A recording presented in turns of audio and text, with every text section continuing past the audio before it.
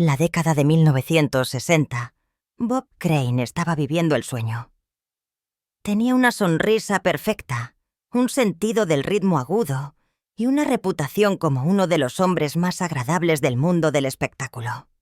El público se enamoró de él como el coronel Robert Hogan, el líder inteligente y carismático de Hogan's Heroes, una comedia de situación ambientada a un campo de prisioneros de guerra alemán durante la Segunda Guerra Mundial. La premisa era extraña, incluso arriesgada, pero Bob Crane la hizo funcionar. Con su ingenio rápido y su encanto innegable, convirtió el programa en un fenómeno cultural. Antes del estrellato televisivo, Crane ya se había labrado un nombre en la radio.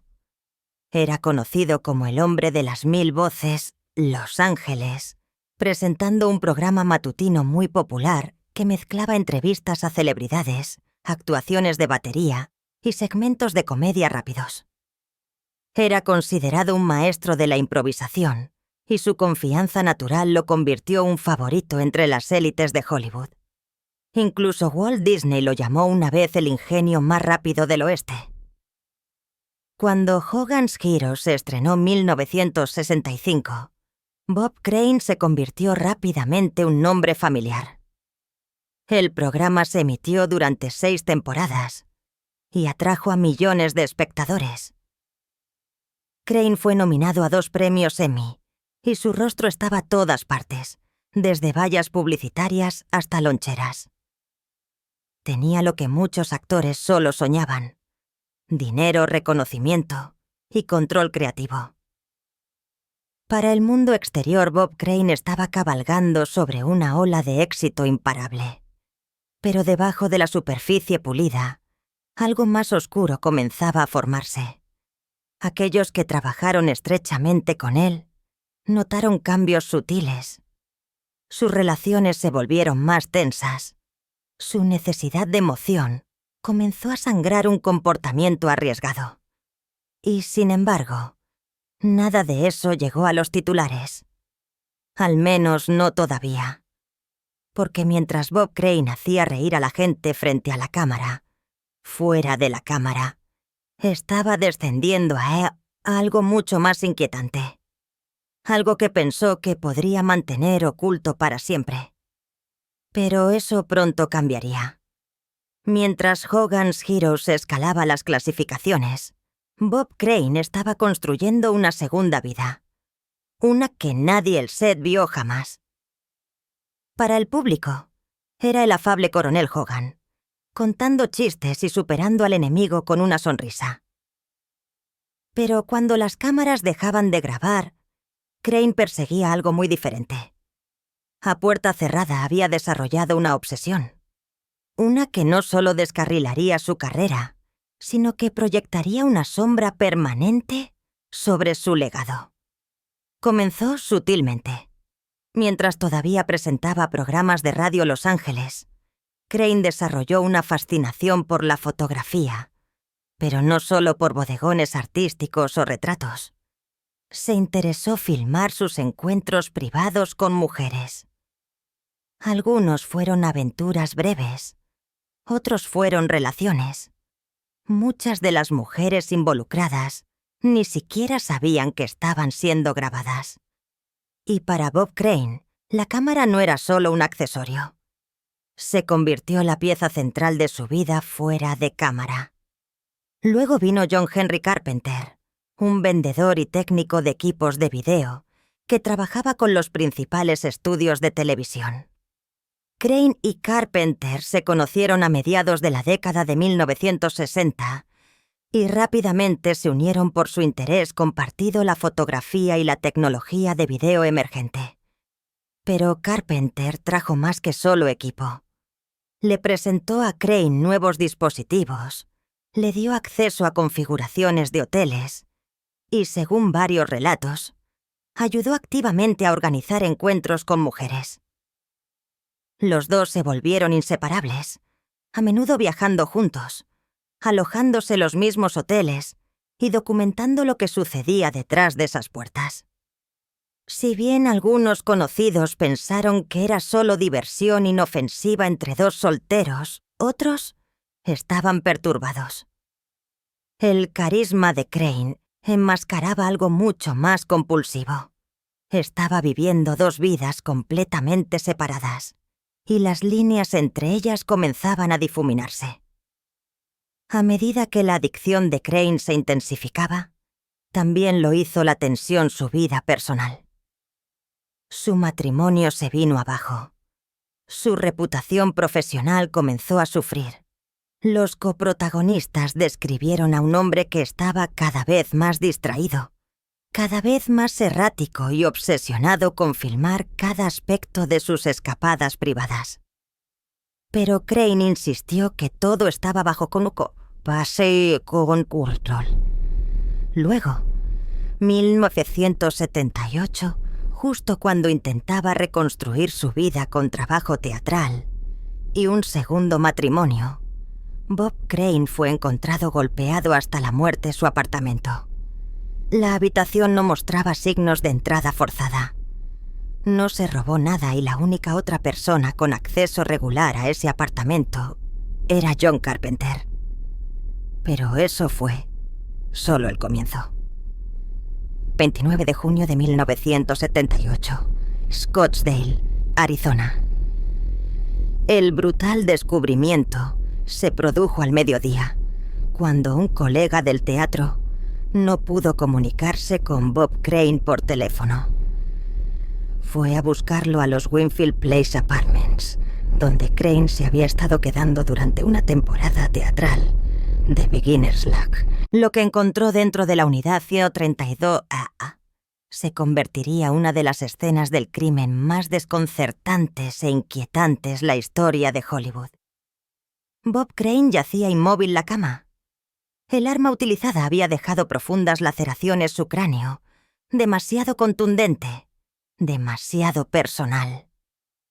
Había sido golpeado repetidamente, probablemente mientras dormía, y un cable eléctrico retorcido estaba atado, sin apretar alrededor de su cuello. Pero, extrañamente, nada más la habitación fue alterado. No había señales de entrada forzada. No faltaban objetos de valor. No había evidencia de un robo que salió mal. Sin embargo, lo que encontraron los investigadores levantó banderas rojas de inmediato. Cámaras de video, trípodes, cables, cintas, docenas de ellos. Todos detallando la vida privada de Crane con detalles explícitos. Estaba claro que esto no era un allanamiento aleatorio. Quienquiera que lo hubiera hecho lo conocía. Conocía sus hábitos e incluso podría pensarse que haber estado observando. No hubo heridas defensivas.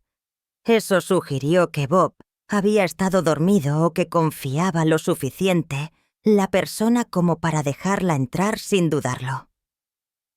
Una de las últimas personas verlo con vida fue John Carpenter, quien había volado desde Los Ángeles para visitar a Crane apenas unos días antes.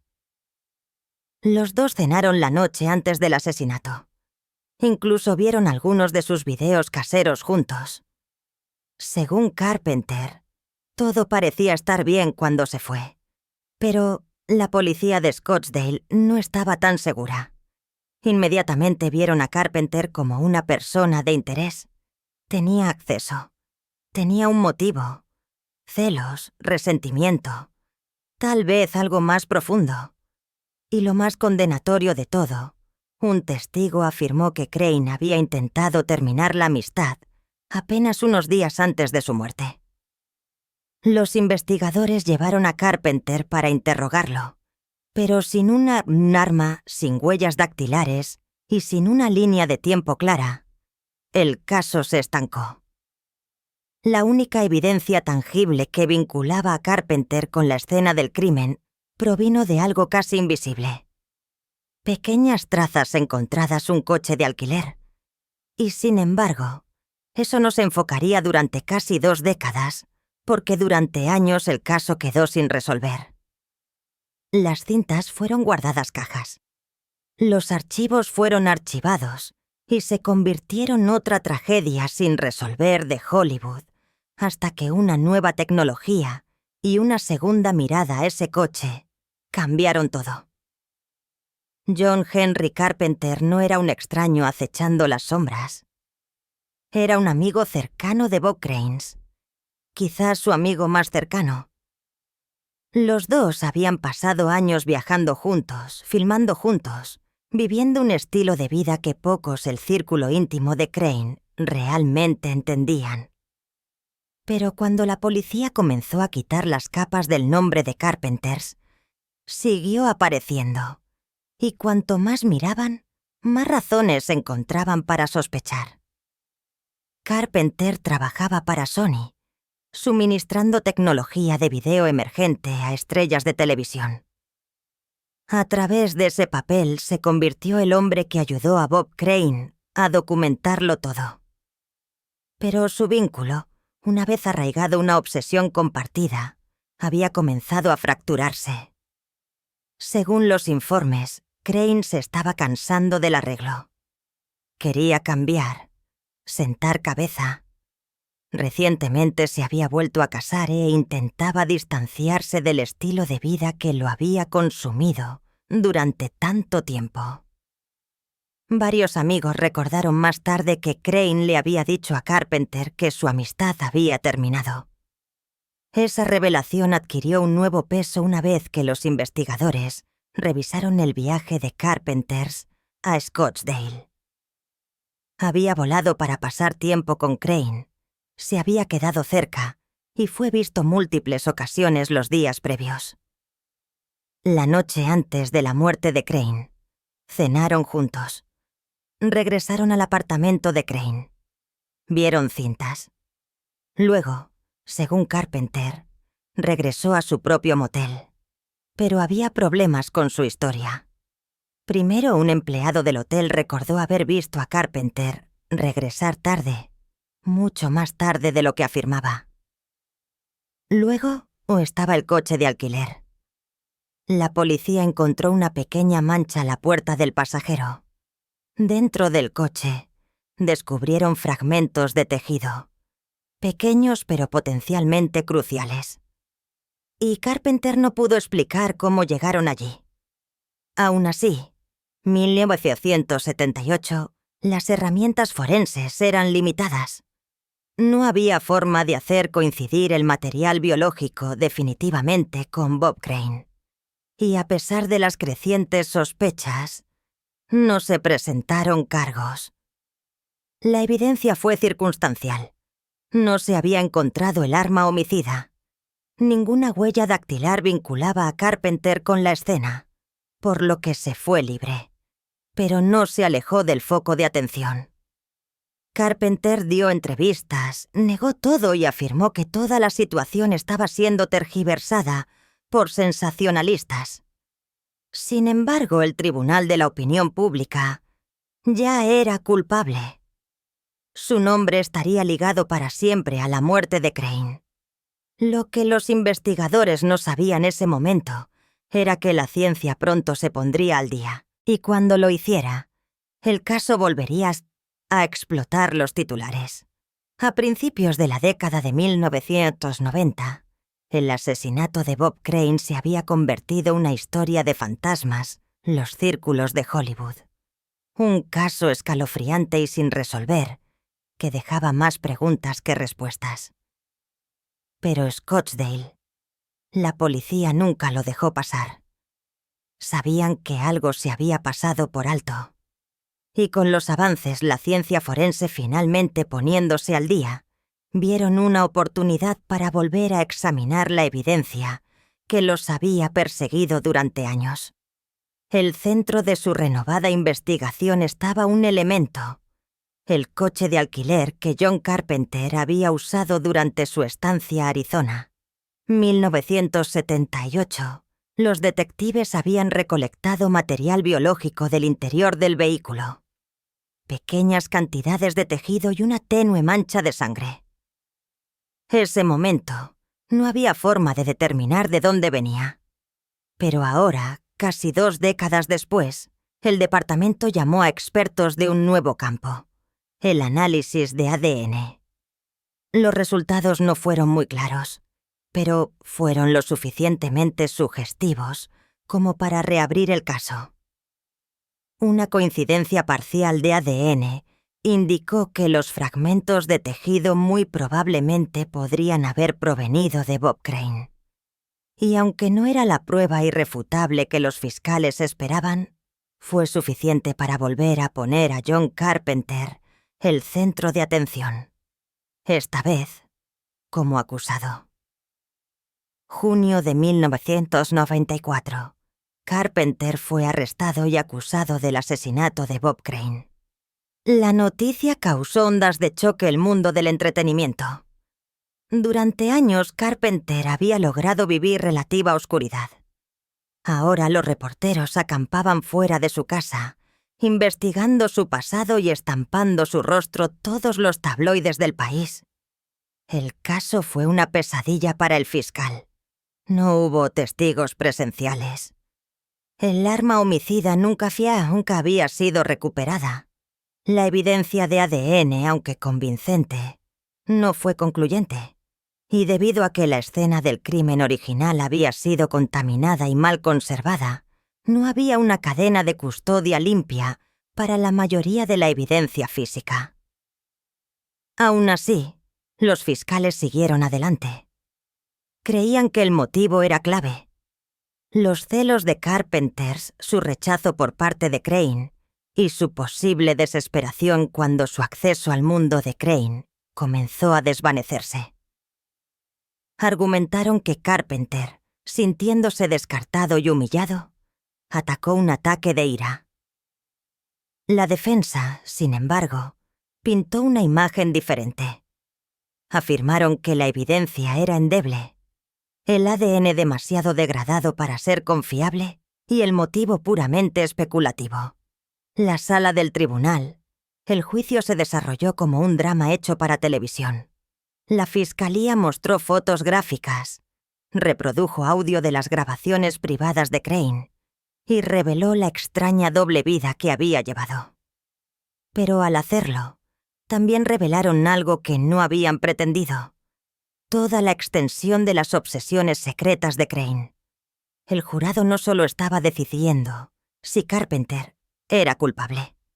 Se les pidió que se adentraran una red de adicción, explotación y traición. 1995. Después de semanas de testimonio, el jurado llegó a una decisión. John Carpenter fue absuelto. El caso una vez más quedó sin resolver. Pero una persona no estaba lista para dejarlo pasar. Mientras las luces de la sala del tribunal se atenuaban y los titulares se desvanecían, una persona se negó a seguir adelante. El hijo mayor de Bob Crane, Robert Crane Jr., había crecido viendo a su padre entretener a millones y luego vio cómo esa imagen se hacía añicos. El asesinato, las cintas, el juicio, todo había sido un espectáculo público.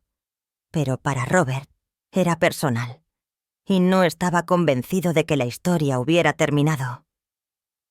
Los años posteriores a la absolución, Robert comenzó su propia búsqueda de respuestas.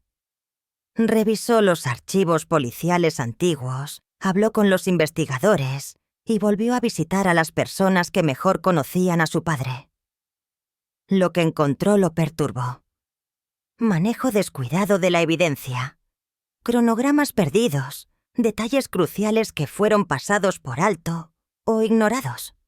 Y sobre todo, permaneció obsesionado por el hombre que una vez había llamado a su padre su mejor amigo, John Carpenter.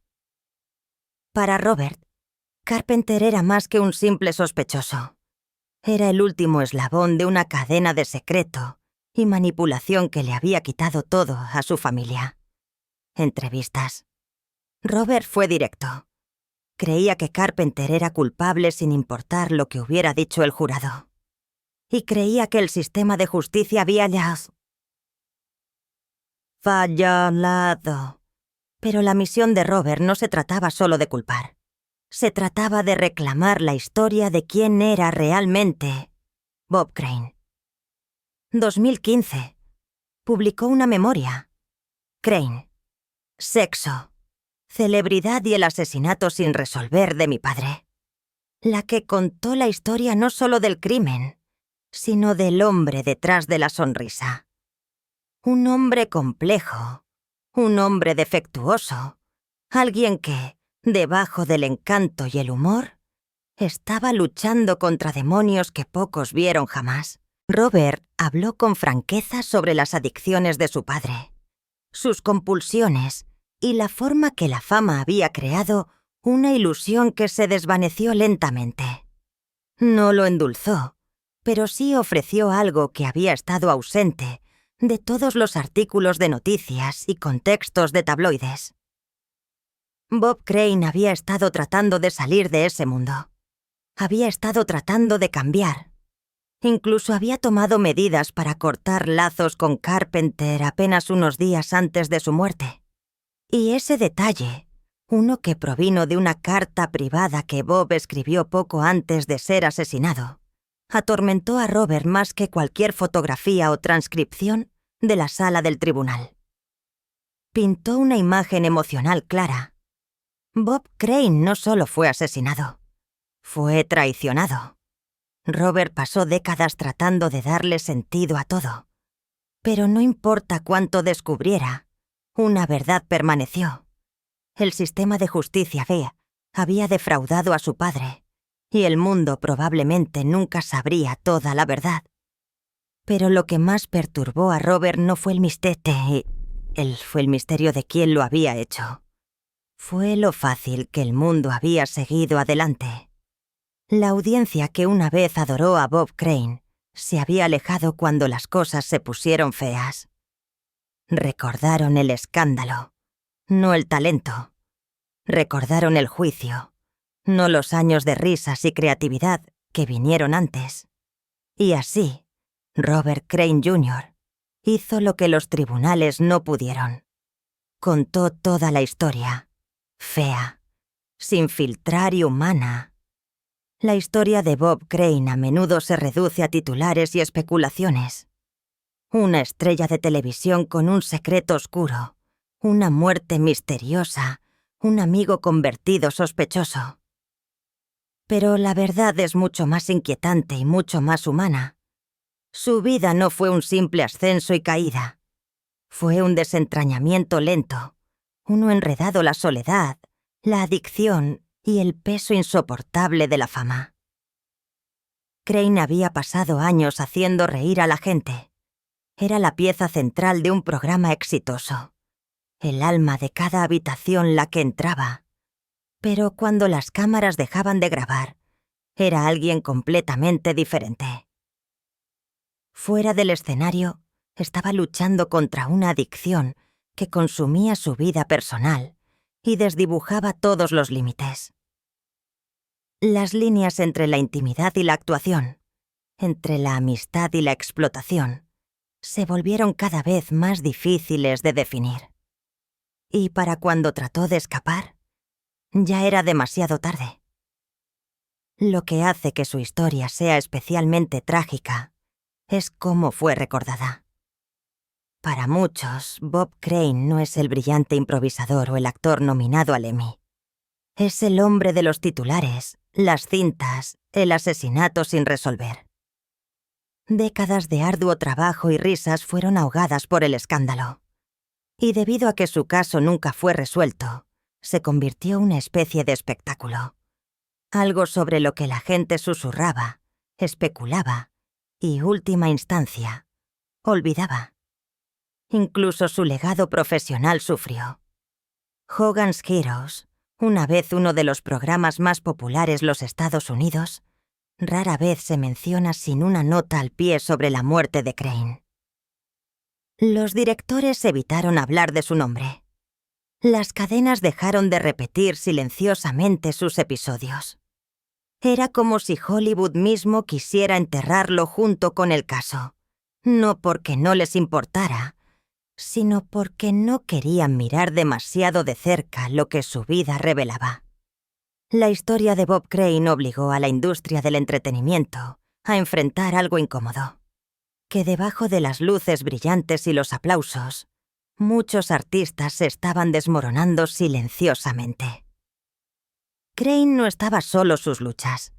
Él fue solo el que quedó atrapado medio de ellas. La fama le había dado todo, pero también creó una ilusión que lo dejó aislado. Sus hábitos más oscuros fueron habilitados, sus gritos de ayuda ignorados y sus momentos finales aún sin respuesta. Incluso hoy, cuando los podcasts de crímenes vuelven a visitar la historia o los especiales de televisión la traen de vuelta al centro de atención, se centran quién lo hizo. Pero la verdadera pregunta no es solo quién mató a Bob Crane. Es por qué era vulnerable primer lugar. ¿Por qué alguien tan admirado y exitoso también estaba tan profundamente perdido? ¿Y por qué al final nadie intervino antes de que fuera demasiado tarde? El misterio de Bob Crane podría nunca resolverse la corte. Pero las páginas silenciosas del libro de su hijo, los archivos de detectives persistentes y las preguntas que aún persisten en la mente de los fanáticos, hay un tipo diferente de verdad.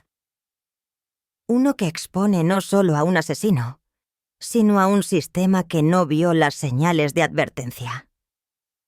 Bob Crane no era solo el rostro sonriente de una comedia de situación clásica.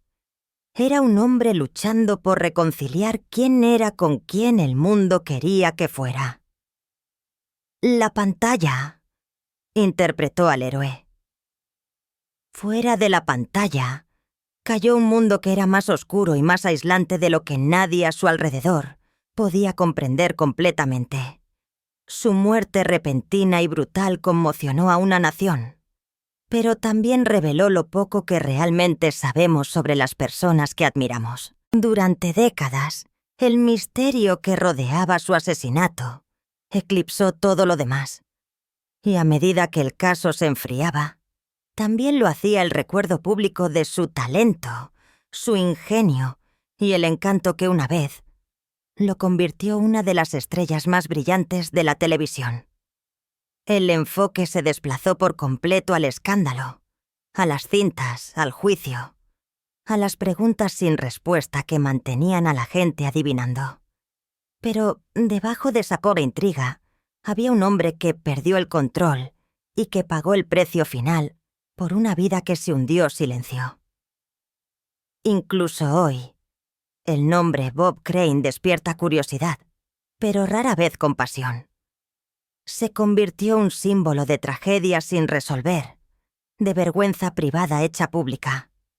Sin embargo, su historia no se trata solo de lo que sucedió ese apartamento Scottsdale. Se trata de las señales de advertencia ignoradas, las luchas ocultas detrás de la fama y las consecuencias de hacer la vista gorda. La justicia nunca se hizo la corte. Pero tal vez al recordarlo por completo, no solo como un titular, no solo como una víctima, podamos comenzar a ver el verdadero legado que Bob Crane dejó atrás. Un legado que exige que miremos más profundo, hagamos preguntas más difíciles y nunca asumamos que conocemos a alguien solo porque lo vemos sonriendo una pantalla.